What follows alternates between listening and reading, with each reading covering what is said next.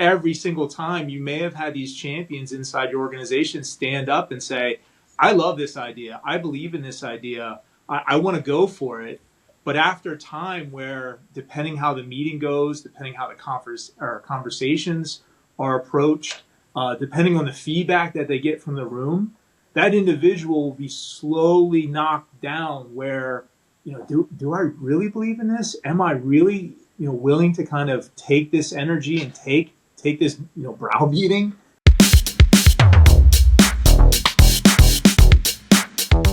All right. Hey, everybody. Welcome to Agile Talks. I'm Sean Kane, and I'm joined by my colleague and buddy, Mr. Mark Batty. How's it going, Mark? Hey, good morning, Sean. Doing great. Awesome, man. So in this episode, we're going to tackle a problem that every large organization feels, but they rarely admit it. And it's the real barriers to adopting new technology are almost never technical, right? So the tools work, the pilots prove the value, and yet the good ideas die quietly in the org chart. Inside big enterprises, the real friction lives in risk tolerance, misaligned incentives, internal politics, and what you might call validation fatigue. People being asked to prove it over and over until the momentum is gone.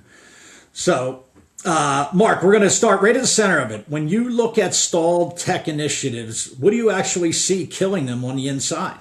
I think you hit on some of the absolute, the biggest themes that we see, and it's a challenge that we deal with, frankly, every single week. So it's one thing that we focus on really helping our partners and our clients work through. So let's start with one of them, and it's probably the most glaring one, is risk. Right? So we own a business. We understand that there are a lot of puts and takes every single day that you need to make. And sometimes those decisions are really hard on how and what you have to do to position the company for a future.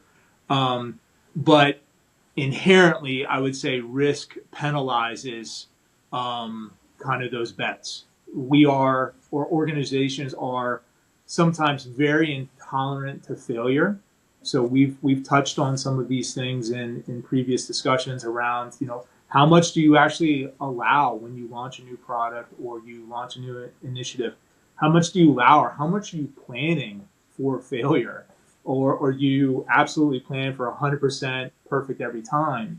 I think the challenge within that is that if you don't let your teams or you don't let the organizations know that perfection is not real, right? And there is this constant learning curve of what we're trying to achieve and the overall goal of what you're trying to achieve, people are going to be very, very reluctant to stick their necks out. So that risk is real.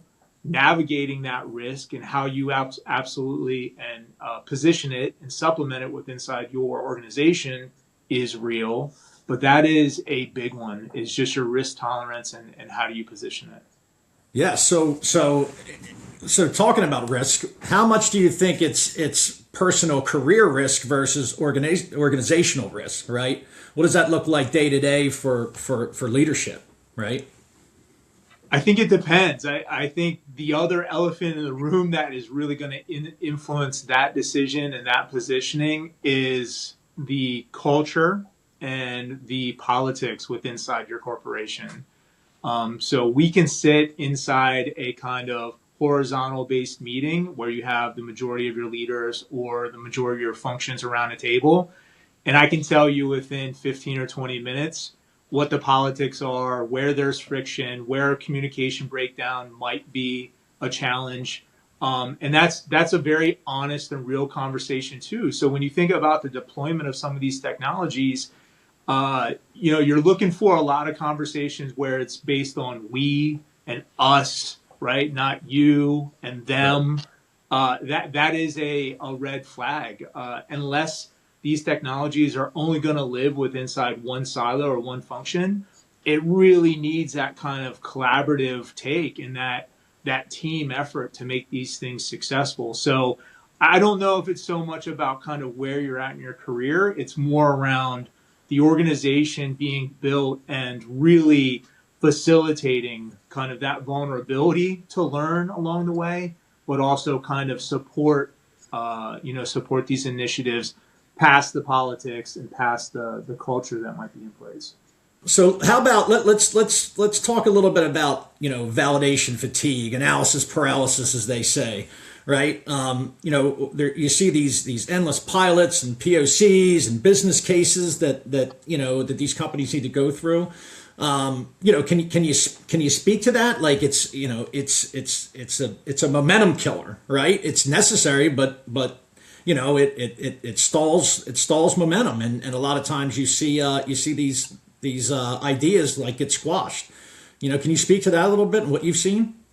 Sure. I think it's connected to kind of the risk profile of the company that's pursuing some of these bets. It is real. So if you have a company with a very, very low risk tolerance, or maybe they've been burnt by some of these initiatives in the past, so that history is there, they're going to have way more, like you said, analysis. They're going to have way more conversation. So it ends up just becoming this endless review where every single time you may have had these champions inside your organization stand up and say, I love this idea. I believe in this idea. I want to go for it. But after time where, depending how the meeting goes, depending how the conversations are approached, depending on the feedback that they get from the room, that individual will be slowly knocked down where, do I really believe in this? Am I really, willing to kind of take this energy and take this, browbeating every week or every month versus, who are the supporters in the room? Like, hey, maybe not going to plan, but have you thought about this? Or how can I help you type of thing? That fatigue, again, is going to really be based upon the profile of your company, but it is something to watch out for. And our biggest suggestion to the clients is really to come up with specific milestones, right? And again, understanding every milestone may not be 100%, but if we're hitting a variance of plus or 10 or plus or minus 10%, if we're kind of 90 to 110 over that goal, that's a really, really good landing spot. And I think that's a fair way to say, hey, what are the zones, or what are the acceptable variations that we're willing to kind of push this thing through? We may not know all the answers, but how do we continue to adapt? How do we keep this thing on track? How do we keep that momentum? Internal politics and power trips and all that always comes into play when you're talking about, getting new tech into some of these firms, right? Where do you see internal politics, popping up in tech adoption? Is it budget, ownership, data control, something else? Like, what are you saying? I mean, it's probably a little bit of everything. I think, when you're talking about change, right? Change is inherently going to change the way that you do business, right? Whether it's your processes, the owners, the empowerment. So yeah, maybe one function is going to lose headcount, but that headcount is going to be deployed someplace else. Maybe one function is going to lose budget, and that budget is going to be given to another team. I think that goes back to kind of the we and us of, hey, is this strategically putting our company into a better position to win as a company versus me as an individual or me as a function, is a huge question. I think one of the easiest ways to get through that is based on these big bets are take a look at the rewards and the incentives. So if the company and the corporation sees a bet or a project or an initiative that has to happen, like no negotiation, it has to happen for the evolution of the company, how are your rewards structured, right? Are the rewards siloed into function? Are there anything kind of connecting them along the way? So engineering is forced to work with sales is forced to work with operations. Again, driving everyone to that common goal and that collective solution. I'm not saying that the initiatives have to be identical for each function, but there should be correlation, right? To keep everybody honest and everybody energized about what they're trying to accomplish. Excellent. So, so Mark, as always, this has been great. I think that the big takeaway is that inside large organizations, technology is rarely the limiting factor, right? The real work is redesigning incentives, as you said, risk and ownership, so good ideas can actually survive contact with the org chart, right? So for leaders, that means spending at least as much energy on culture, governance, sponsorship as you do on the tools themselves. So thanks for listening to Agile Talks. We appreciate it. I'm Sean Kane here with Mark, and we'll see you on the next episode. Great discussion. Thanks so much, Sean. Bye-bye.